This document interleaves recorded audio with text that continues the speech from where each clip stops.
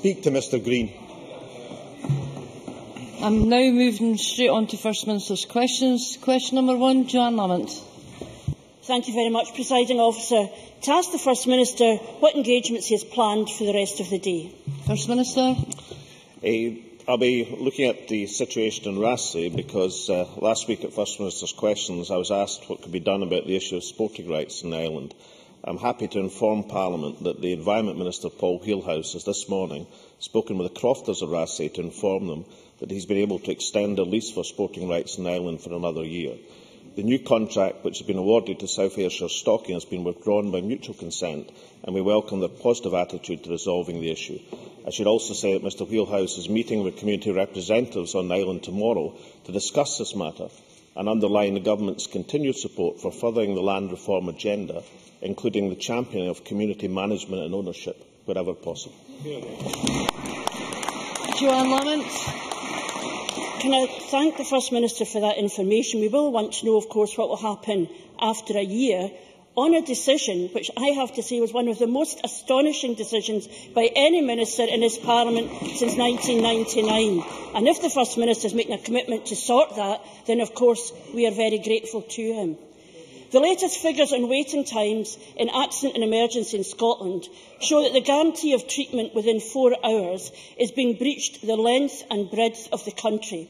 Does the First Minister agree with Margaret Watt, Chair of the Scotland's Patients Association, that the latest figures for accident and emergency waiting times are shocking? First Minister. There is no doubt that this winter has been a challenging time for accident and emergency units across Scotland. The reasons for that, I think, are well understood and well known. That's norovirus plus the incidence of respiratory infection that have resulted in hospitalisation.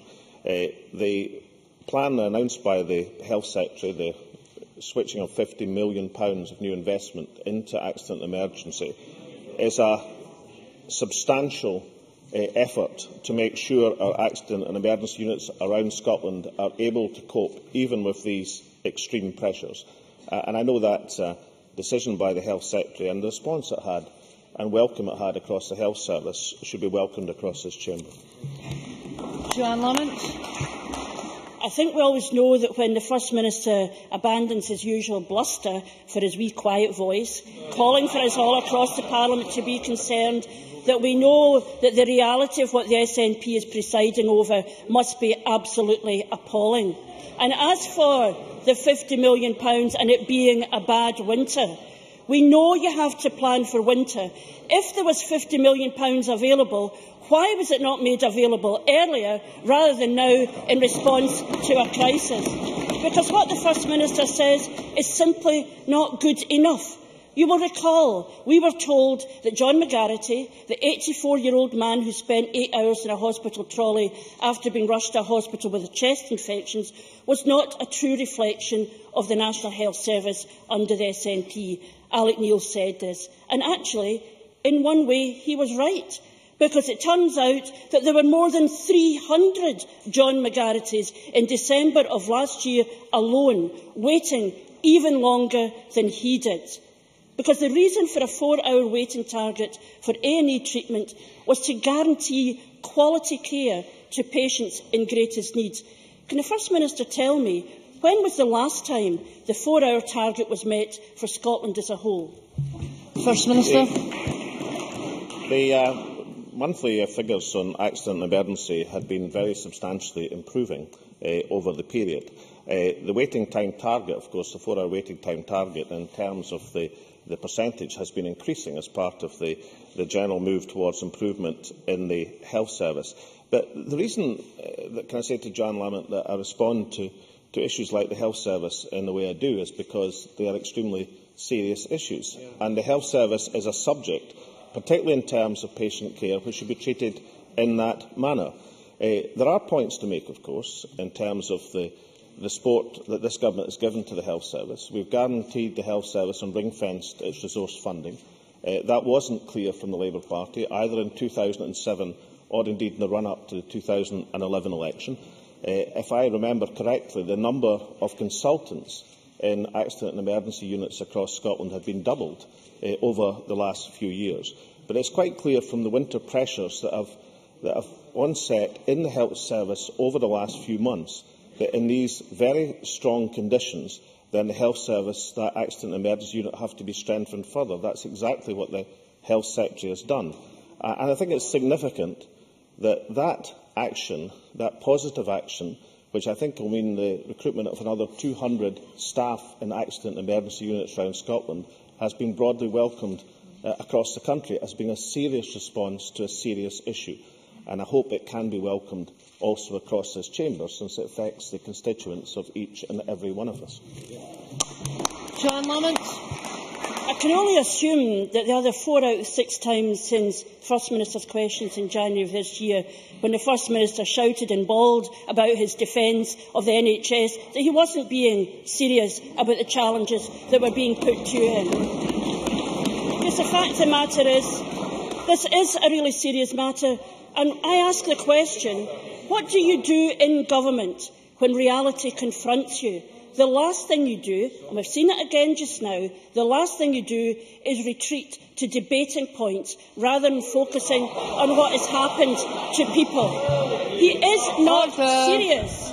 If he continues to contend that the problem is about it being winter and that £50 million miraculously appearing is going to solve the problem, he has not listened to staff and he has not listened to patients. But of course he didn't answer the question either, and it would appear the First Minister either hasn't read his own report or doesn't want to admit that answer in the chamber, because the report says the last time compliance was met across Scotland was September 2009.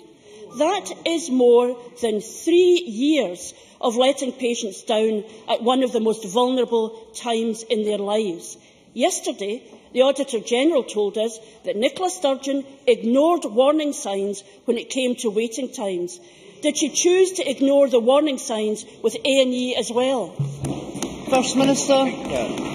What Jan Lamont forgets is, of course, that the target has been increasing throughout the last 4 to 5 years as a result of the targets on continuous improvement in the health service, and that has to be taken into account in terms of measuring the figures. By any reasonable estimation, the response that the Health Secretary has made is a substantial response to prepare for these winter pressures and to reinforce the accident and emergency units across Scotland. I disagree with Joanne Lamont about the evidence of the Auditor-General. When I saw the Auditor-General say at the Public Audit Committee yesterday is, quote, "We haven't found evidence of manipulation at all," she was referring, well, I'm quoting directly from the Auditor-General, and that is in direct contrast to the claims by the Labour Party to the contrary over the last few months. Now, I know it must be inconvenient that the Auditor-General said that from the Labour Party point of view at the Public Audit Committee yesterday, but nonetheless she did so. And I'm sure Joanne Lamont will be the first to acknowledge the other range of statistics that were released this Monday, the 25th of February, that 90.9% of patients were seen and treated within 18 weeks from initial referral to the start of treatment. And out of 58,070 patients, only 7 missed their 12-week treatment time guarantee. That means 99.99% of treated were in the guaranteed time. So let's have an acknowledgement that even in terms of the significant pressures which came on the health service this winter, that the health service across a range of things is performing extremely well. That doesn't mean it's perfect. That doesn't mean it doesn't make mistakes. It can make mistakes like any human organisation. But the basis and treatment of the health service is of a service, a public service, which is performing extremely well. Joanne Lamont. You know, whether the First Minister comes and says it in a quiet voice or a loud voice, the same problem remains. He is entirely in denial about what's happening in the National Health Service. For him to come and say, yes, I hear what you say, but actually everything is fantastic, is not the lived reality, of people in hospitals the length and breadth of Scotland, and it is not what his staff in the NHS are telling him. Does the First Minister not realise how ridiculous he sounds, protecting his former Health Secretary and defending his record in this way? Apparently, to be like Nye Bevan, you have to get an amber warning from Audit Scotland, mislead the country in waiting times and ignore the warning signs of failing accident and emergency wards struggling to cope. Does the First Minister not realise this is about policy, not slogans? It's not about him winning or losing votes. It's about saving people's lives. Does he not see that by denying the truth, he is denying the sick and the vulnerable? Does he not see that by denying the truth of the scale of the problem, he is denying the sick and the vulnerable? He is denying the sick and the vulnerable the treatment they so desperately need.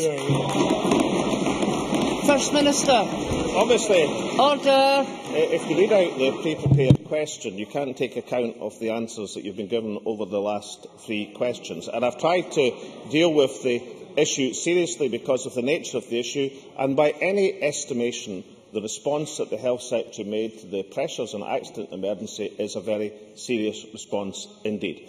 Now, in terms of the overall position, is the Health Service improving in its treatment of patients or not?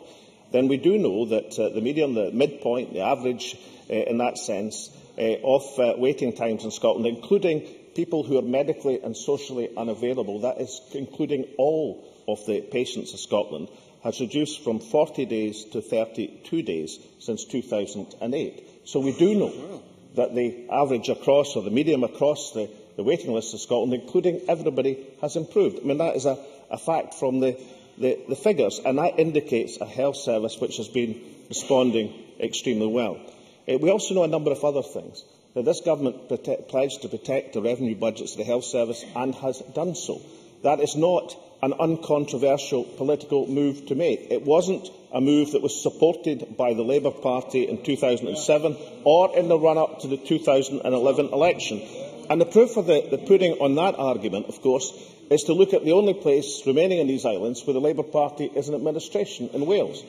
And in Wales, of course, Labour have not protected the revenue budget of the health service because of the pressures they've been under because of cutbacks from London.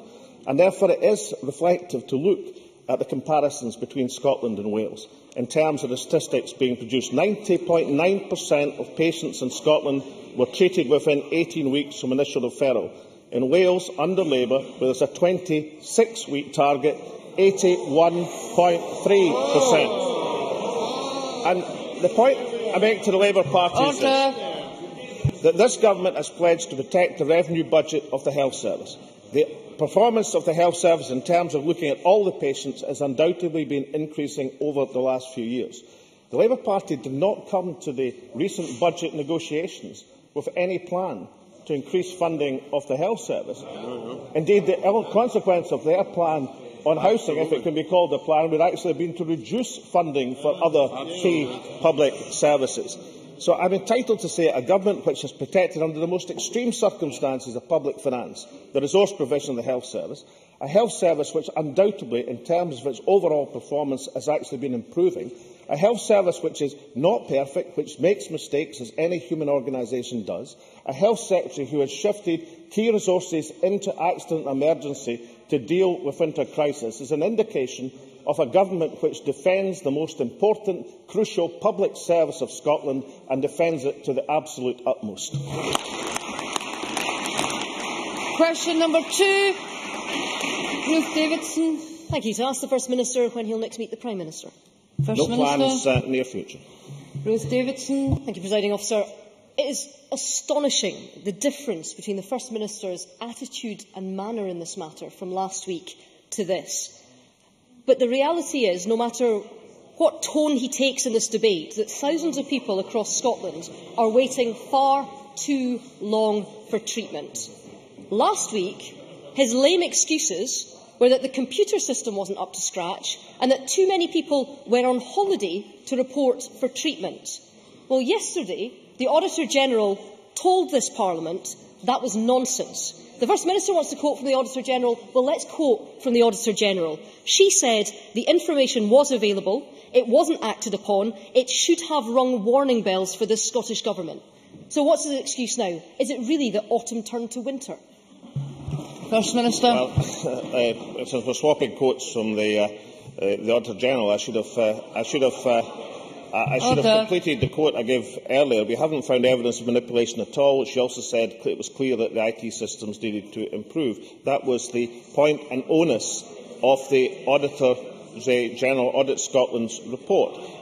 But we also know from the statistics we have from the past that the complaint about 23% of patients in terms of social unavailability, including medical unavailability, compared with 33% under the Labour Party in 2006. And there are genuine reasons for social unavailability. There are a number of reasons why people may not be available for the treatment they need. There are medical reasons and, indeed, there are social reasons. That's not been the issue at stake here. The issue at stake here has been whether other health boards across Scotland had repeated the malpractice in Lothian of wrongly allocating people to social unavailability. And that's why it's very important that the Auditor General made it clear yesterday that they didn't find evidence of that manipulation across Scotland. And let's have just a little bit of recognition that the new patient determined system that's been introduced in the last quarter of this year provides the mechanism and method by which we can all be assured that the patients have been attributed into the right codes. Ruth Davidson. Well, let's look further at what the Auditor General said. If NHS boards and the Government had been looking at the other information which was available, such as the increasing use of social unavailability codes, that should have raised some warning signs which would have merited further investigation. The complacency about treatment targets from this Government is not just about treatment over the 18 weeks, but it starts when people first enter accident and emergency as well.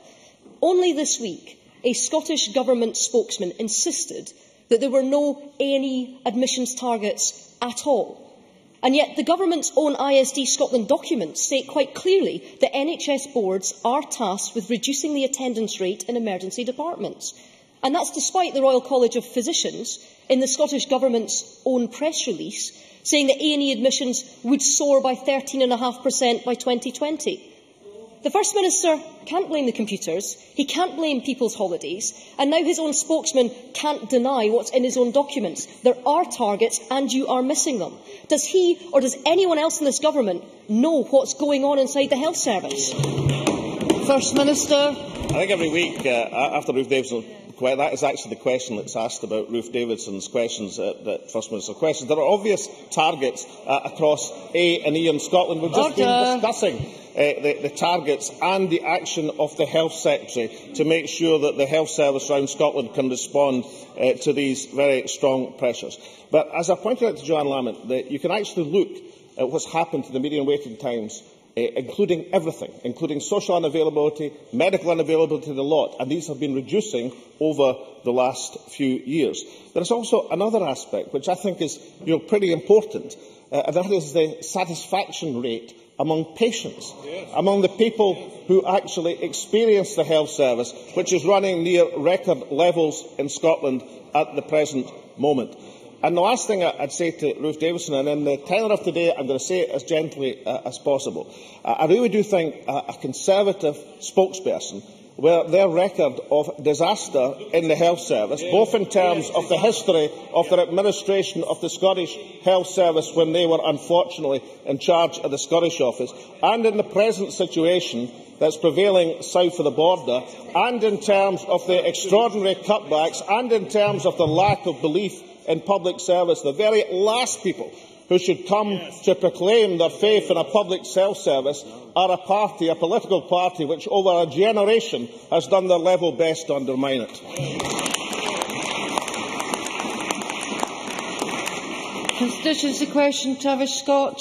Thank you very much, Presiding Officer. Is the First Minister aware that Shetland crofters who are owner-occupiers cannot currently decroft their land, causing immediate legal and financial difficulties?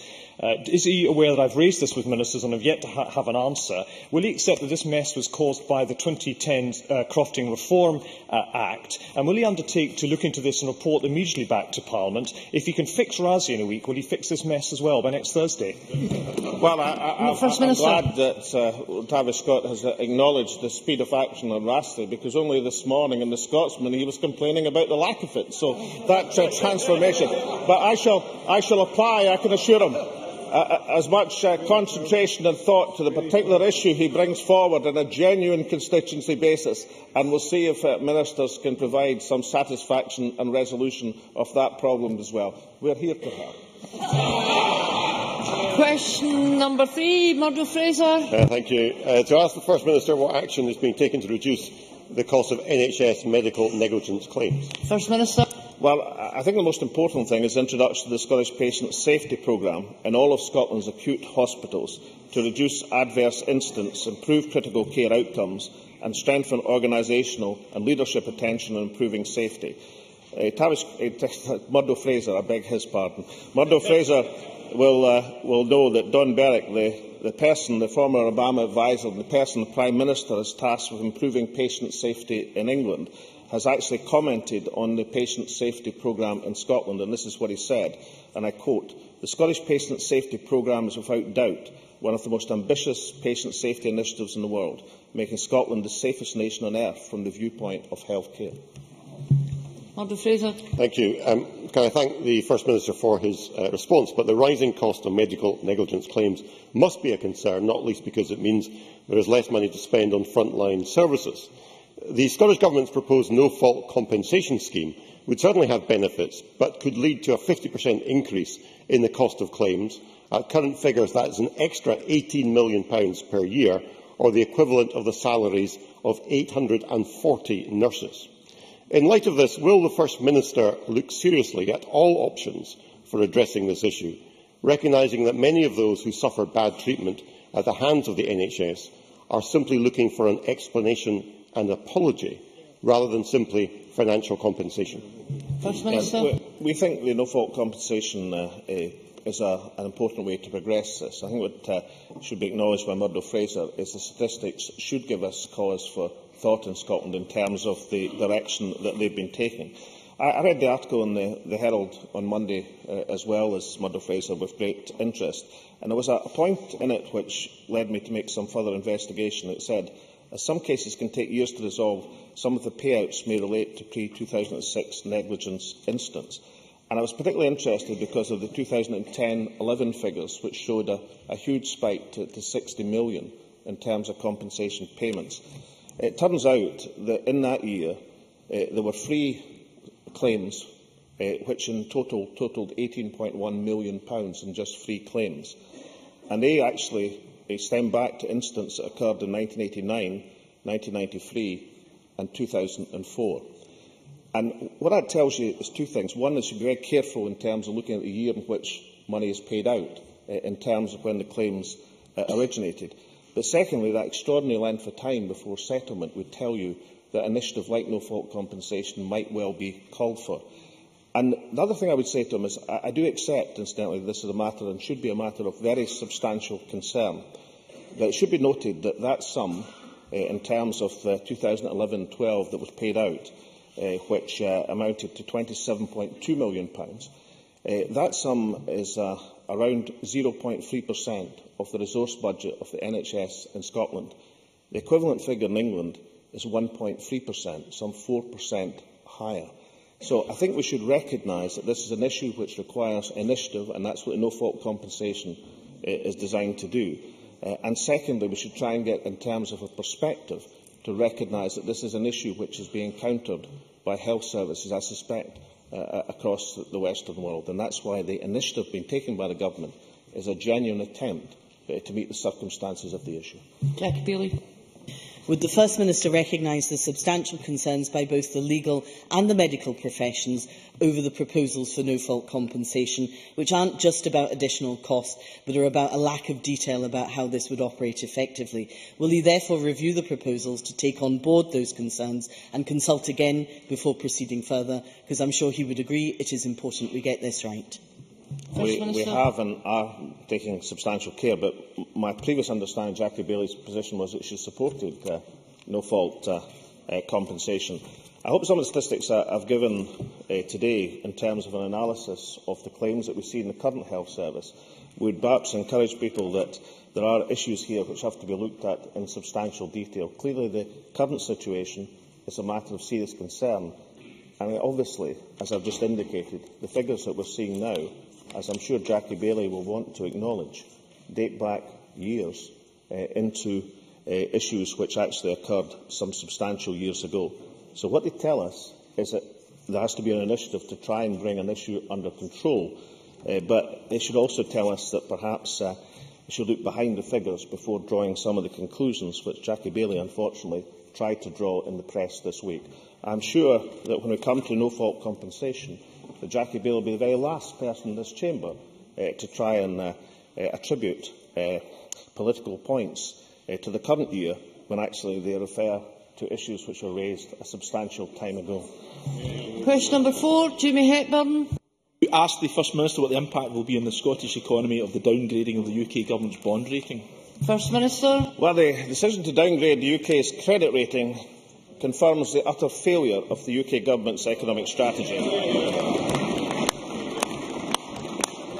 There was substantial warnings from this Government and from others that the approach to austerity could undermine the possibility of growth, and the evidence has become ever more clear to support that view.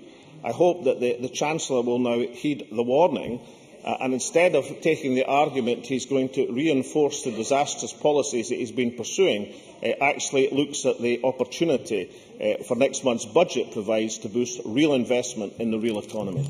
Jamie Hepburn.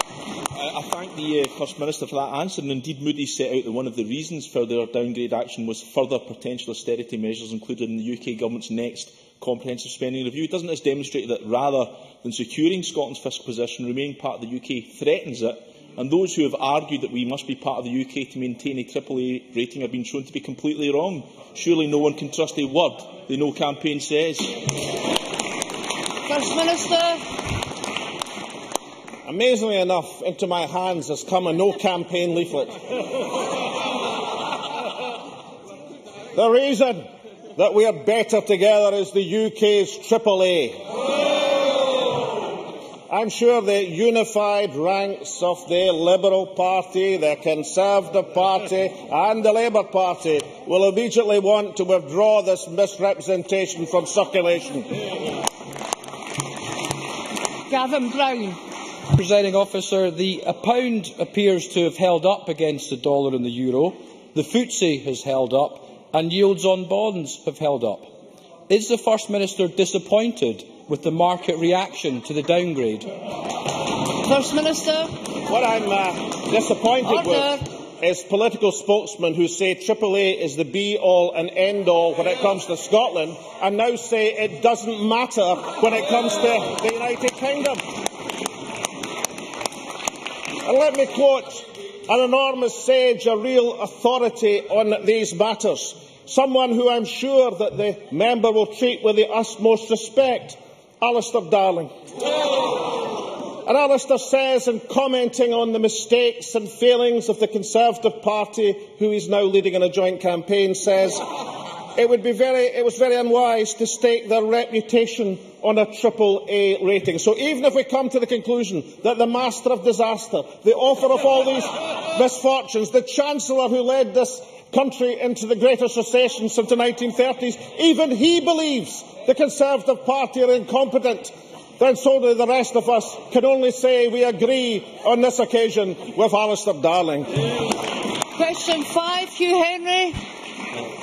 To ask the First Minister what action the Scottish Government is taking to address concerns expressed by teachers in an EIS survey on readiness for the new national qualifications. First Minister. Well, I know that Hugh Henry, and I agree that Curriculum for Excellence is the most important educational development in the generation. It's been shaped and implemented in partnership with teachers, parents and learners. So in response to teachers' concerns, we are rolling out a package of support agreed with the Educational Institute for Scotland, including an additional £3.5 million, 2 additional in-service days in 2012-13 for every secondary school, as well as a wide range of support materials.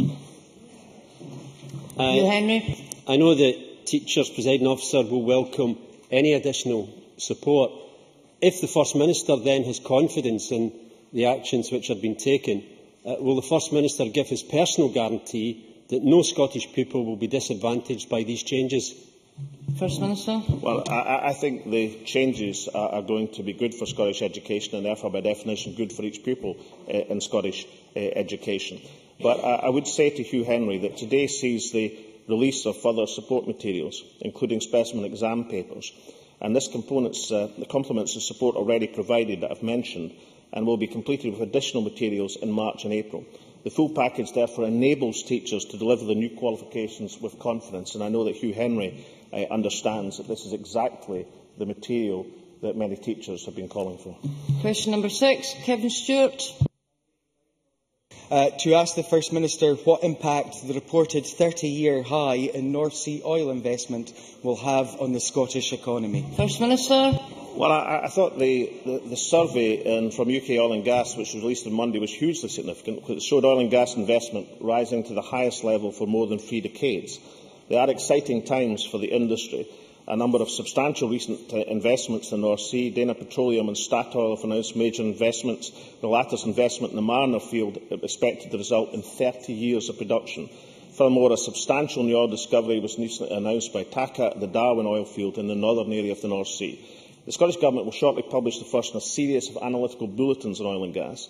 This new analysis demonstrates the vast potential that remains, with Scotland's share of UK oil reserves estimated in excess of 90%, some 60% of the reserves of the entire European Union. The oil and gas sector will remain one of Scotland's outstanding sectors for many years to come, with vast reserves and wealth remaining. And I fully agree with Professor Joseph Stiglitz, giving evidence recently, I think, to the Parliament yesterday, was it not, that this must not be continued to be squandered by the UK Government. Kevin Stewart. I thank the First Minister for his answer. The oil and gas industry is the economic powerhouse of not only the Scottish but also the UK economy. And even George Osborne's disastrous changes to the tax regime, which have since been reversed, has failed to stymie investment. Does the First Minister agree with me that it is the success of the oil and gas industry that is propping up the Chancellor's failures, and that the fruits from our precious resource would be much better spent on creating a fairer, more socially just, independent Scotland? First Minister. I do agree with that, and I also agree that as a tribute to the strength of this industry, that it's managed to withstand even the ministrations of George Osborne. But I was particularly interested to note one of the items in analysis in the Oil and Gas UK report on the significance of the $20 billion of investments over the last 2 years. It stated that production from these investments alone will rapidly rise to 500,000 barrels of oil a day by 2017 and will pay more than $3 billion additional in production tax in that year. Members, of course, will be aware that we anticipate 2017 to be the first full year of an independent Scotland. Lewis MacDonald. Thank you very much. Did the First Minister also see the reports this week, for example, the comments of Jeff Holmes of Talisman Sinopec, saying that the growing investment in the North Sea needs to be underpinned by skills in order to ensure that that development can continue to be as safe as it has been in the last 25 years. If he did see that, does he agree that the answer to that is to locate the Energy Skills Academy without delay in Aberdeen in order to support the oil and gas industry going forward? First Minister. I can say to the member that some detailed announcements on the Oil and Gas Academy, which I know he supports full-heartedly, will be made in the very near future, and I hope and anticipate they'll be welcomed by the member. That ends First Minister's questions. Travis Scott has a point of order. Can we have Mr Scott's microphone on, please? Thank you, Presiding Officer. Understanding Order 7.3 and further to your comments on the 5th of February, members will have heard on Radio Scotland this morning the Finance Secretary explaining the contents of a government report asserting what will happen after a vote for independence. That document adds to the list of those that have been released to the media without the courtesy of the appropriate parliamentary route being taken. My colleague Willie Rennie raised this point with you, Presiding Officer, on the 5th of February, when a previous report was released to The Sun and the BBC before Parliament had seen it, a fact confirmed by a parliamentary answer I had from the Deputy First Minister yesterday. This matter is important because in the coming weeks the Government have promised another dozen reports. This is a democratically elected Parliament. It may be inconvenient for ministers sometimes to have to stop what they're doing and report to Parliament, but that is the democratic system. We now have a situation where the Scottish Government treats this Parliament with contempt. Presiding Officer. Order. Order.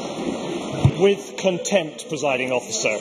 If you are prepared to act in defence of this Parliament, you will have our very full support. I thank Gary Scott for the advance notice of his point of order. I have made my position clear on many occasions that I expect any major policy announcements by the Scottish Government should, in the first instance, always be made to the Parliament. There is a range of ways in which the Scottish Government can inform Parliament, for example by an inspired question or a ministerial statement. This is the second in a series of discussion papers, and I know that this issue was raised before, when the first paper was announced.